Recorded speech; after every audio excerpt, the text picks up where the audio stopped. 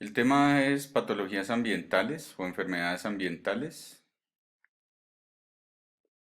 Para los que no me conocen, soy Jaime Álvarez Soler, soy médico, patólogo, jefe de departamento de patología de la Universidad del Cauca y doctor en ciencias de la educación. Las patologías ambientales son un tema complejo porque requiere el análisis con relación a la enfermedad, las exposiciones diarias en nuestra cotidianidad, en el comer, en el estar expuestos al medio ambiente, entre otros. Y tienen que ver mucho con los accidentes de trabajo, las enfermedades profesionales, lo cual genera altos costos para el sistema de salud, incapacidades y también enfermedades para las personas que manejen ciertos tipos de químicos, pesticidas, personas que trabajen en las industrias o que manipulen metales pesados y los famosos TLV o niveles permisibles de exposición, que también finalmente desemboca en la exposición crónica por parte de los trabajadores y enfermedades, que en muchos casos pueden ser prevenibles con unas buenas medidas de seguridad y salud en el trabajo. Entonces entramos en términos de la toxicidad, es decir, aquello que genera daño en un ser humano y que va a depender de la dosis del químico, de la respuesta que tenga la persona a esto, de la misma genética o carga genética que tenga para defenderse. Y a estas sustancias las llamaremos xenobióticos. Estos xenobióticos van a estar expuestos a un metabolismo. Y los tipos de metabolismo que existen de estas sustancias xenobióticas serán biotransformaciones a través de sistemas enzimáticos y del uso de la citocromo P450, que es una enzima que contribuye al metabolismo de estas sustancias.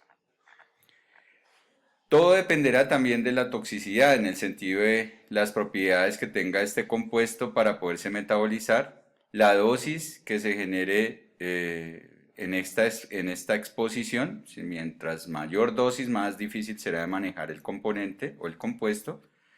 Un umbral que depende del daño que se va a generar. Si hay una cantidad de la sustancia y esta sustancia supera ese umbral, pues va a ser más lesiva para este ser humano. Y lo entre comillas que son los niveles de toxicidad segura, como famosos TLV, que dependen de ciertas mediciones, van a generar daño o no en el organismo dependiendo de la exposición que tenga la persona en su trabajo o en cualquier evento en su vida. Entonces, a manera de ejemplo, en la industria hablamos de toxicidad y límites permisibles o TLVs. O también hablaremos de ciertas dosis. Para aquí les presento unos TWA, unos STIL, unos ceiling y unas excursiones. ¿Qué significa esto? Los TWA son exposiciones que la persona va a tener durante su trabajo una vez al día, es decir, durante 8 horas al día, durante 5 días o durante toda la vida, por ejemplo, puede ser tóxico o lesivo, 0.5 partes por millón de benceno. ¿Sí? Pero podemos tener unas exposiciones estilo de tipo pico durante 15 minutos críticos, no más de 4 veces al día de benceno, la cual puede aumentar a 2.5 partes por millón. O una exposición pico o de un momento a otro que se presente, que se llama ceiling, y las dosis de excursión, donde la persona nunca ha estado expuesta y por casualidad se expone. Todas estas dosis permiten que el organismo metabolice estas sustancias y las elimine y su toxicidad finalmente no tenga el efecto que debería ser. ¿Cuál es el problema? Que la persona puede tener una exposición y finalmente esa exposición llevar a la persona a la muerte o a un cáncer si no tiene la predisposición suficiente genética para poderse defender de estas sustancias. Entonces, todas las sustancias entran a nuestro organismo a través de diferentes medios. La absorción se puede dar a través de la ingesta, la inhalación o el contacto con la piel.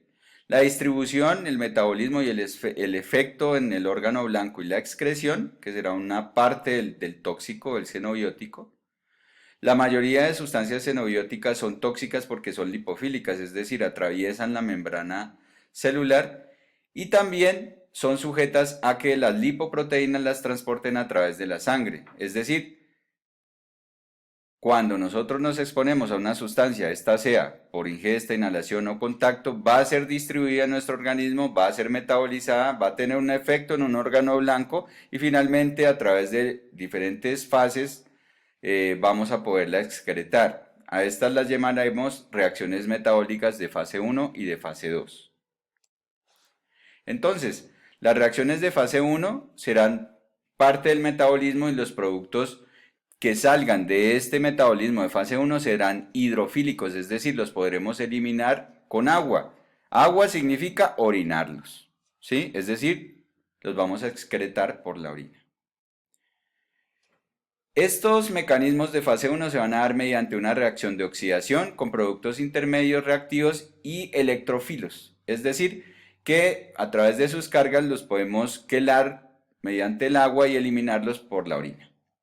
Y la fase 2 serán fases de conjugación, que significa que estos productos de la fase 1, sus sustratos endógenos, los vamos a volver más solubles a través de una conjugación con otras sustancias y a su vez serán más fáciles de excretar.